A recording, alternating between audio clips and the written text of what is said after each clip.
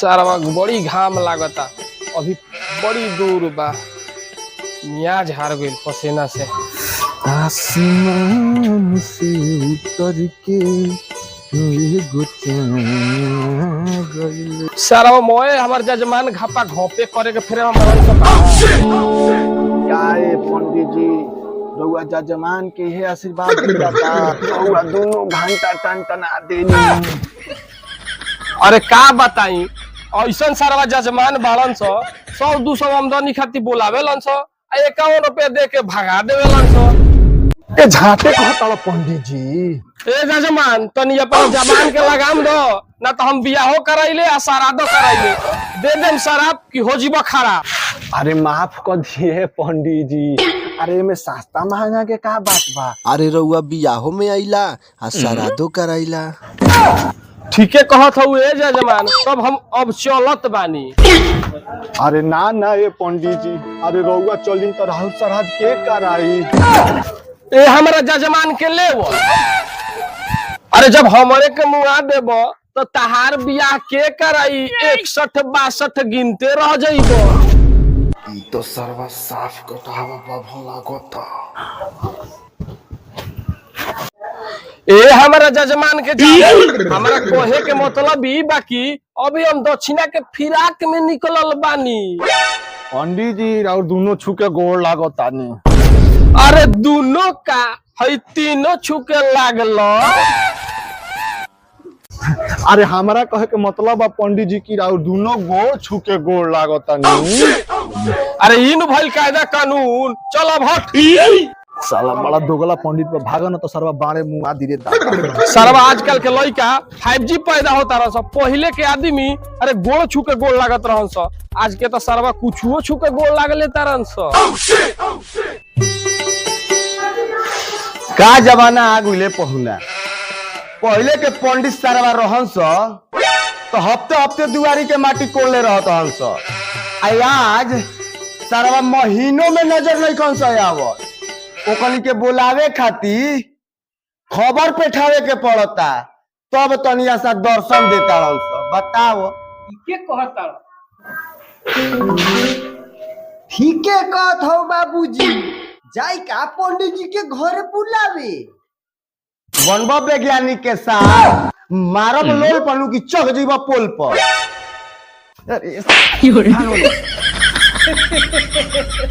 अरे का यही अरे कैसन है निकलले बाड़ा। अरे हमारा कहे के मतलब कंपनी से टूटही गाड़ी। अरे खंजरी टूटही कबाड़ी ये पहुना ई हमार खून पसीना के कमीनी के ही गाड़ी जब हम अपन बेटा के बियाह करब नु तब समधि से ले हम बड़ा का सफारी। ये बाबूजी सफारी ना फॉर्च्यूनर ले ली। ससुर के नाती बड़ा खुश होता तोहरे का बियाह होता तो पहले तू ही का निकल रहा।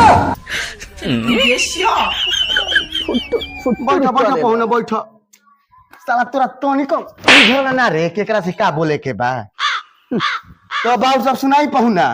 अरे का सुनाई महाराज अरे रहुआ घर में एक से बढ़ के एक नमूना बाड़न सन ताकत का बाड़ो जा चीनी पानी के व्यवस्था करो। अरे ओनिया कहाँ जाता रे घरवा में चीनी मीठा के फैक्ट्री बा जो से दुकान में से खरीद के ले आओ।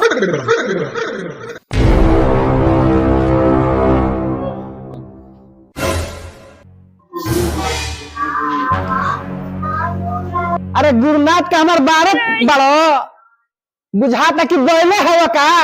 अरे जा जाके दुकानी में से चीनी पानी के व्यवस्था करो।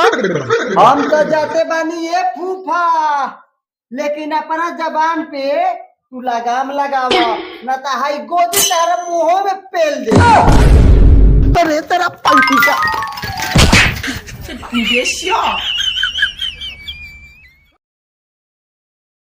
तू आवो तारा बेटिया का नेटी का तो तू आवो तेरा बहन करा के हल बताओ भला हमारे गोदी के खड़ा वाला लड़का आज हमारे के कहता कि तारा गोदी पे दे हमारे घर में राम में सफारी लगा के पहुंचा। अरे पहिना ही अरे महाराज कोई बैठी।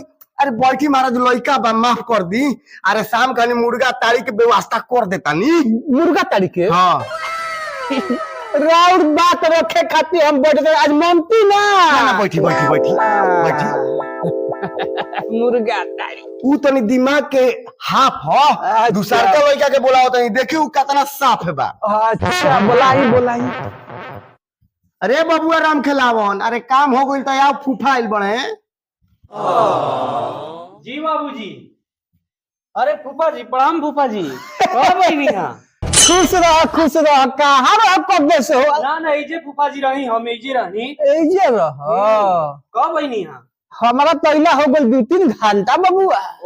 कब फूफा नाश्ता पानी भइल? अरे नाश्ता पानी हमार 12 भइल 2 घंटा से तहार भइल गोल बल ले आवे खाती अब ओनिए ससुरा अझुराइल बाटे। ए बबुआ है ना सुन हाँ फूफा। ताड़ी उड़ी की व्यवस्था हो जाई। ताड़ी ना हमारा नाम मिली। इनका कहता रे जो जो हो जाए हमारा नाम धरिए ताली मिल जाए जो जो ओ तो यही तू कालमा इंटरनेट से कभी के डाउनलोड कर ले बारो। अरे वो सब बात छोड़ी। अरे एगो बड़ा हमरा टेंशन हो गइल बटुए। वो का हमारे एगो बड़का लड़का के बियाह हो जाइत नु। अरे ई दोनों के तो बहुते कइनी अब सोचतानी कि पतोहियो के तनी करी। ई का कहत बड़ा एही अरे रौरा उल्टा सोचतानी ए पाहुन। हमारा कहे के ये मतलब बा कि एकनी के पढ़ैनी लिखैनी लेकिन कौनो सक्सेस ना भइलन स। अब पतोहिया आई तो तेल नीमक सोडा साबुन सब तो हमरे नु लावे के पड़ी। तो एक दुनिया के का पिया छे खातिर बियाह करता कि सब तोहरे करे के पड़ी। तू अभियो ना समझ। अरे जब मेहरी के चोट गाड़ पर पड़ेला नु तो अच्छा आदमी के दिमाग हिल जाला। अरे सब ही कमाए लगी हम सब महाराज। बिल्कुल सही कहता माथ में मौर आ गाड़ में लौर। अरे जाना तो नहीं पहुना बाबूजी ए बाबूजी एकरा का हो गई? बाबूजी अरे चिल्लाई का बारे बाड़ो का बात बारे बोल। अरे पंडित जी आवत रहन तो हम रास्ते में से घूम के कहे खातिर आ गईनी है। हेजा का त्रिलोचन बा के दर्शन करे खातिर आ गइला है। जहाँ जात बड़ा जहाँ जा पंडित जी घर देखले बाड़न वो खुदे चल रही है। सर्व फूफा ना सर्व फूफा लॉन ठसारा भाई वही जो खाए खातिर लंगड़ा खई कर बेटी चो दो फूफा बा साला ई फूफा ना गांव घेराड़ी बा सरवा। ये इतना घामा में होई ताड़ी ना हमर लानी पी साला ई फूफा 200 रुपया किने बैठल बा। पाहुन गर्मी तो बांस कइले बा। लो ए फूफा ताड़ी ले आईनी ताड़ी पियाला के बाद रहूं के बा कि जाए के बा।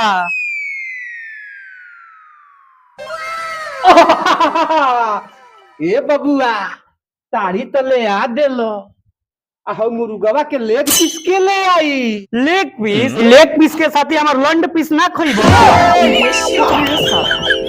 का है हम मुर्गा ना खाइला का? ना ए फूफा मुर्गा नइखे बनल। अरे बैठी मुर्गा भेटी बैठी। अरे का बैठी महाराज? अरे बकलोले हवा का बेटा छोटका भैया बा फूफा के गुस्सा दिला दिले रहे। अच्छा तब जाके हम ताड़ी या मुर्गा के लालच दे के इनकरा के बैठैले बानी आ तोहरो बुझाते नइखे। अच्छा ई बात बा। चलो बाहरे बा।